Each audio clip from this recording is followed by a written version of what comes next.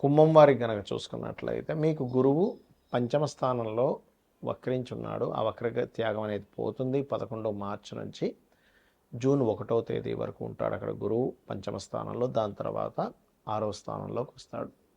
దీనివల్ల కలిగే ఫలితాలు మరియు మీ జన్మజాతకంలో ఏదైనా గ్రహం వక్రించుంటే కలిగే ఫలితాలు, ఏ దేవతారాధన చేయాలి, ఎటువంటి విషయాల పట్ల మీరు జాగ్రత్తగా ఉండాలి అనేటువంటి అంశాలు చెప్తుంది నేనైనప్పటికీ చెప్పిస్తుంది సాక్షాత్ లలిత అమ్మవారిగా భావిస్తూ. ప్రధానంగా ఇక్కడ ఒకటే గుర్తుపెట్టుకోండి, ఎప్పుడైతే రాహు రాశిలో ఉన్నాడో, రాహు రాశిలో ఉన్నందుకు, గురువు పంచమంలో ఉన్నందుకు రాహు యొక్క ఎఫెక్ట్ను గురువు తగ్గిస్తాడు. అంటే చూడండి, రాహు రాశిలో ఉన్నప్పుడు ఏంటి, ఏదో అనీజినెస్, ఏదో అయిపోతున్నట్టు అనిపించడం, కొంత స్ట్రెస్ అవ్వడం, ఇట్లాంటివి జరుగుతూ ఉంటాయి. కానీ అదే గురువు కనుక పంచమంలో ఉండి రాహువును ఎప్పుడైతే వీక్షిస్తాడో ఇది ఇచ్చేటువంటి రిజల్ట్స్ ఏమిటి అని చెప్పి చూసుకున్నట్లయితే ప్రధానంగా ఇది కొంచెం ఉన్న అపోహలు, కొంచెం అనీజీనెస్ తగ్గడము, ఇటువంటివన్నీ కూడా జరుగుతాయి, గుర్తుపెట్టుకోండి.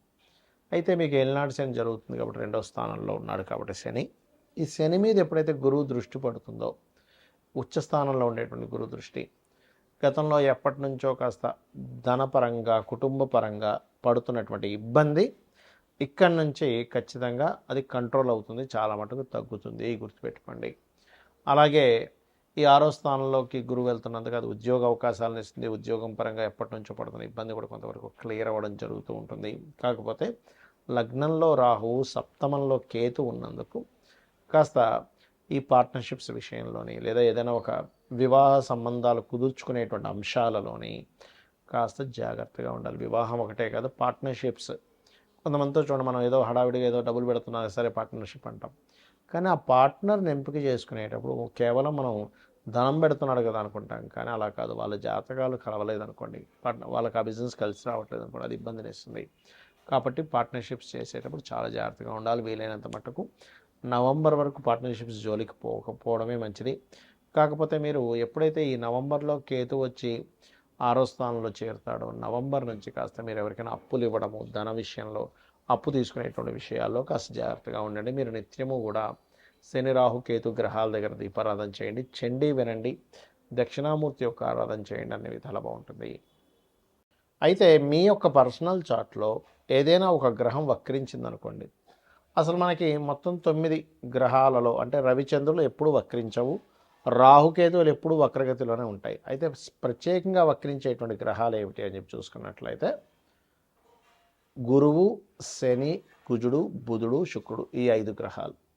మన పర్సనల్ చార్ట్లో వక్రగతి చెందిన గ్రహానికి నాడీ ఆస్ట్రాలజీలో, గురుగునంద నాడీ ఆస్ట్రాలజీలో ఒక విశేషమైనటువంటి అర్థం చెప్పారు. దానికి ఏమిటది, గురువు వక్రించాడు ఉదాహరణకి అంటే జీవుడు తను ఉన్న ప్రదేశం నుంచి మారుతాడు ఒకటి.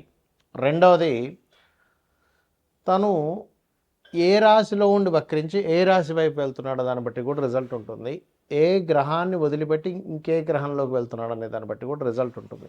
అక్కడ ఒక శుభగ్రహం ఉండి వదిలిపెట్టి పాపగ్రహం వైపు వెళ్తే ఇతను ఉన్న ప్రదేశం మారడం వల్ల, లేకపోతే కొన్ని వదిలేయడం వల్ల చాలా ఇబ్బంది పడతాడని అర్థం. అలా కాకుండా అంటే ఎలా అంటే ఇప్పుడు చూడ, మనకి మంచి మనుషులను వదిలేసి అనవసరమైన దీంట్లోకి వెళ్తున్నాము అని చెప్పొచ్చు. ఏది శుభగ్రహంతో ఉన్నటువంటి గురువు వక్రించి పాపగ్రహం వైపు వెళ్తే.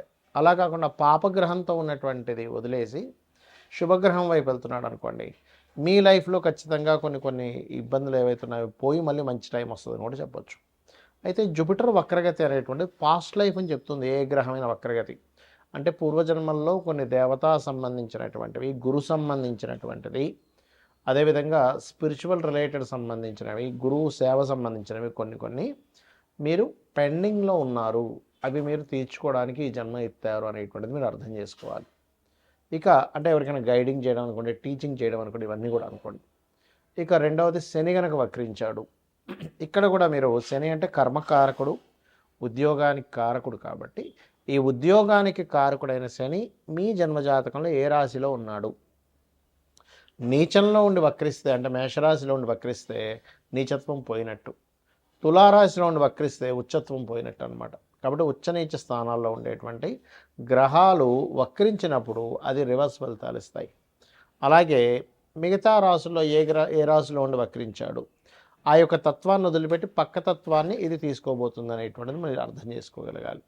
అలాగే ఇక్కడ ఏంటంటే ఎప్పుడైనా శని భగవానుడు వక్రించాడు అంటే పూర్వజన్మల్లో మనము చేయవలసినంత జాబ్ అనుకోండి, మనం ఎక్కడో మనకు ఒక జాబ్ ఇస్తే ఆ జాబ్ని సరిగా చేయకపోవడం వల్ల మన కర్మలు కొన్నిటిని వదిలేసాము, పూర్తి చేయలేదు. ఆ కర్మలు కంప్లీట్ చేయడానికి ఈ జన్మలో పుట్టాము. అందుకే ఎవరైనా శని వక్రించినప్పుడు అది ముఖ్యంగా డియోల్ సైన్ వెళ్ళినప్పుడు డియోల్ కారకుడితో కనెక్ట్ అవుతున్నప్పుడు రెండు జాబులు చేస్తారు. అది ఇక మరొక విషయం ఏంటంటే ఇక్కడ ఉన్న ప్రదేశం నుంచి ఇతర ప్రదేశాలకు వెళ్తే వీళ్ళ యొక్క కెరీర్ బాగుంటుంది అనేటువంటి సంకేతం మీ జన్మజాతకంలో కనుక శని వక్రించాడంటే. ఇక కుజుడు వక్రించాడు, అది ఉండే కండిషన్ బట్టి, అంటే ఇప్పుడు కుజుడు కనుక వక్రించి మంచి స్థానం వైపు వెళ్తూ ఉంటే భూముల వల్ల కలిసి రావడము, కుజుడు కనుక వక్రించి ఏ కేతు గ్రహంతో లేకపోతే కొన్ని పాపగ్రహాలతో కలిస్తే భూముల వల్ల ఇబ్బంది రావడము, అదేవిధంగా అన్నదమ్ముల వల్ల ఇబ్బంది రావడము, మనిషి యొక్క మనకి వెన్నుముక్క అంటారు, వెన్నుముక్కకి సంబంధించిన బ్లడ్ సంబంధించిన జీవిత భాగస్వామిలో ముఖ్యంగా స్త్రీలకి భర్త సంబంధించినటువంటి విషయాల్లో ఉంటుంది. అదేవిధంగా మరొక విషయం ఏంటంటే పరాక్రమ కారకుడు కాబట్టి ఏ స్థానంలో ఉండి వక్రించాడని చూడాలి. 4లో ఉండి వక్రిస్తే 3లోకి వస్తున్నాడు కాబట్టి పరాక్రమం ఉంటుంది. అంటే ఇక్కడ ఏంటంటే అది ఎన్ని డిగ్రీల్లో ఉండి వక్రించింది, ఏ నక్షత్రంలో ఉండి వక్రించింది, ఏ రాశిలో ఉంది వక్రించింది, వక్రించిన తర్వాత ఏ గ్రహాలు అనేది కనెక్ట్ అవుతుంది అనేది ముఖ్యంగా చూడాలి వక్రించిన గ్రహం మూలంగా. అలాగే బుధుడు శుక్రుడు. బుధుడు వక్రించాలంటే దాని అర్థం ఏమిటంటే నాలెడ్జ్ షేర్ చేయడానికి పుట్టావు నీవు ఎంత నాలెడ్జ్ని షేర్ చేస్తూ ఉంటే లైఫ్లో అంత ఎదుగుతూ ఉంటావని దీని యొక్క అర్థం. అదేవిధంగా పూర్వజన్మల్లో కొన్ని రిలేషన్స్ పోగొట్టుకొని మరలా ఆ రిలేషన్స్ కనెక్టివిటీ కోసం ఈ జన్మ ఎత్తడం జరుగుతుంది. బికాజ్ ఆఫ్ బుధుడు ఇస్ రిలేషన్స్ కారకుడు, ఇది ప్రధానంగా గుర్తుపెట్టుకోవాలి. ఇక శుక్రగ్రహం ఎప్పుడైనా సరే గుర్తుపెట్టుకోండి, శుక్రుడు భార్యాకారకుడు, ధనకారకుడు కాబట్టి ధనము ఉన్న ప్రదేశం నుంచి ఇతర ప్రదేశాలకు వెళ్ళడం వల్ల వస్తుందని చెప్పొచ్చు. లేదా ఇతర ప్రదేశాలకి వెళ్ళినప్పుడు కొంతమందికి ఇబ్బంది జరుగుతుంది. ఎప్పుడంటే పక్క రాశుల్లో కనుక అది వక్రించిన రాశి, అంటే ఉదాహరణకి మేషంలో వక్రించాడు, మీనంలోకి వెళ్తున్నాడు, ఉచ్చస్థానం వైపు వెళ్తున్నాడు. అలా కాకుండా మీనంలో ఉచ్చస్థానంలో వక్రించాడు, ఉచ్చస్థానం పోగొట్టుకుంటుంది. అదేవిధంగా ఏ రాశిలో అయినా శుక్రుడు వక్రించినప్పుడు ఆ వెనక రాశిలో ఉండే ప్లానెట్ ఏమిటి, ఆ వెనక రాశిలో ఉండే ప్లానెట్ యొక్క స్థితి ఎలా ఉంది కూడా చూసుకోవాలి. ఇక మీరు ఈ గ్రహాలు వక్రించినప్పుడు దానికి సంబంధించిన, అంటే కొంతమందికి స్త్రీలతో, ఇప్పుడు శుక్రుడు అనుకోండి, స్త్రీలకు చేయాల్సిన కొన్ని బ్యాలెన్స్ ఉండిపోయాయి, అంటే చెల్లి అనుకోండి, భార్య అనుకోండి. అదేవిధంగా అందుకే కొంతమంది సప్తమంలో కనుక ఏదైనా శుక్రుడు వక్రిస్తే జీవిత భాగస్వామి దూరంగా వెళ్ళడం, జీవిత భాగస్వామితో ఏదో కారణం చేత దూరంగా ఉండడం కూడా జరుగుతుండదు లగ్న సప్తమాల్లో వక్రించినప్పుడు. ఇక ఇవన్నీ ఒక ఎత్తు అయితే మీ పర్సనల్ చార్ట్లో మనం గోచార ఫలితాలు ఎలా అయితే చెప్పుకుంటున్నాం, పర్సనల్ చార్ట్లో ఉండేటువంటి లగ్నం నుంచి 12 భావాధిపతులు ఎలా ఉన్నాయో చూసుకోవాలి. అంతేగాని ఎల్నాటి శని వల్లే నాకు ఇబ్బంది వస్తుంది, కాల్సపు దోషం వల్ల ఇలా వస్తుందని అనుకోవడం కాదు. ఇవి చూసుకుంటూ మీకు సరే మీ జాతకం తెలుగుతుంది రెగ్యులర్గా రోజు లలితా సహస్రనామాల యొక్క శ్రవణం కానీ పఠనం కానీ చేయండి, ఖచ్చితంగా మీకు బాగుంటుంది. శ్రీమాత్రే నమః.